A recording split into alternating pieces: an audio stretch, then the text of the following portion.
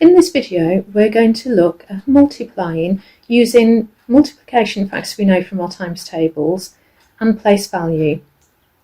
So we're going to need some place value equipment, so our tens and ones, or using matchsticks to do the same. We need headings written on pieces of paper or card for our place value, ones, tens, hundreds, etc. And it would be really useful to have some number cards or some wooden or plastic numbers that we can actually move under those headings. We're going to start by looking at a simple multiplication fact using our place value equipment.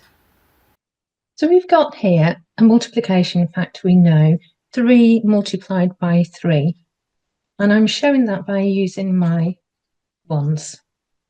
And we can see that 3 groups of 3 equals 9.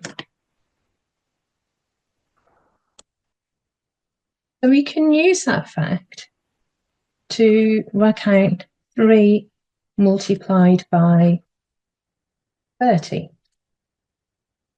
I'm going to do the same, think about my groups of, but this time instead of 3 groups of 3 ones, I want 3 groups of 30, which is 3 tens. So I'm going to change my ones for tens. And now that means I'm working in my tens column. I've got 3 groups of 30. So how many tens have I got? I've got 9 tens. And because that's tens, it means I'm using this placeholder on the end to show that I've got no ones. If I do that with digits, I started off with 3 times 3 is 9. But when I wanted 3 times 30, because I'm working with tens,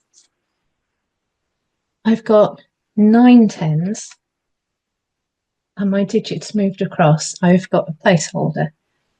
So what's really happening with our calculation is we're really working out 3 lots of 3,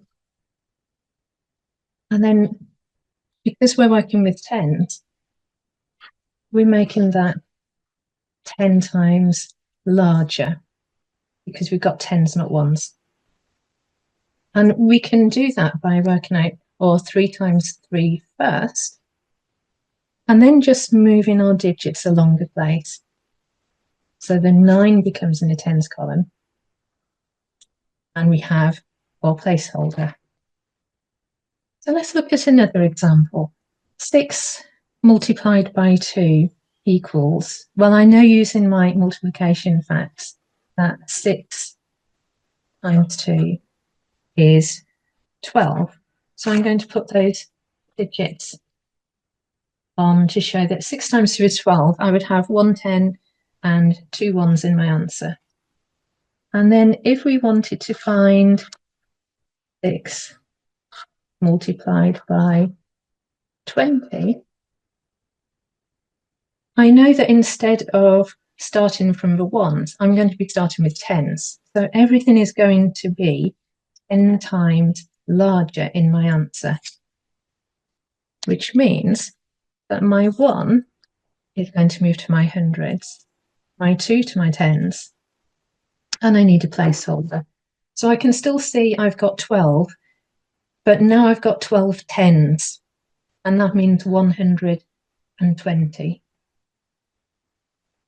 So we're just using our multiplication facts and our understanding of multiplying by 10, meaning that our digits move along one space on our place value grid.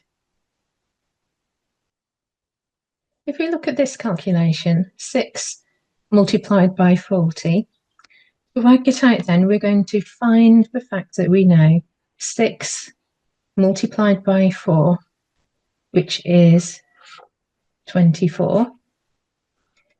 But that's the answer to 6 lots of 4. And we want 6 lots of 40, which means we're making that 10 times bigger. And we know to multiply by 10 or make it 10 times bigger. We move everything one place on our place value grid. And then we need a placeholder to show that we're not working with ones this time, but we're working with tens. It's 40, not 4.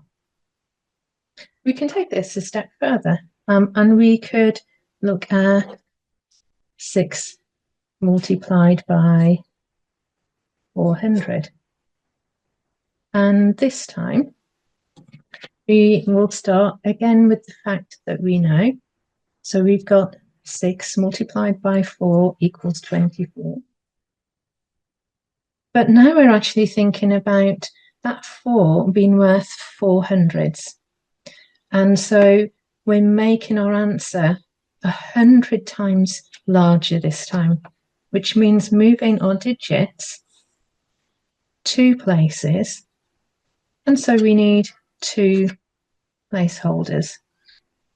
And our answer is 2,400.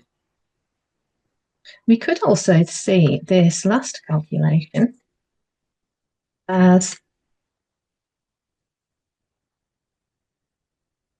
60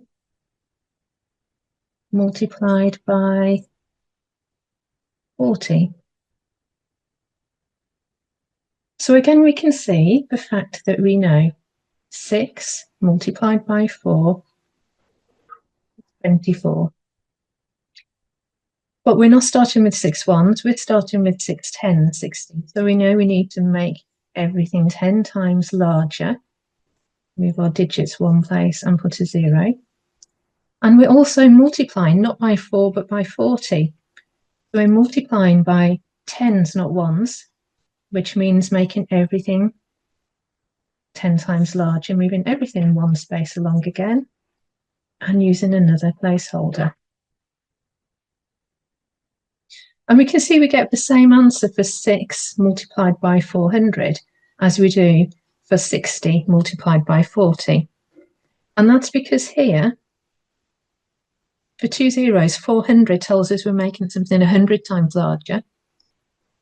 And here we've also got our 2 zeros telling us we're making something 10 times larger and then 10 times larger again. And 10 times 10 is 100. So they both are going to give us the same answer. I hope that has helped you to see how we can apply our understanding of multiplying by 10 and place value to our times table facts, because that will help us now to be able to answer many more questions mentally.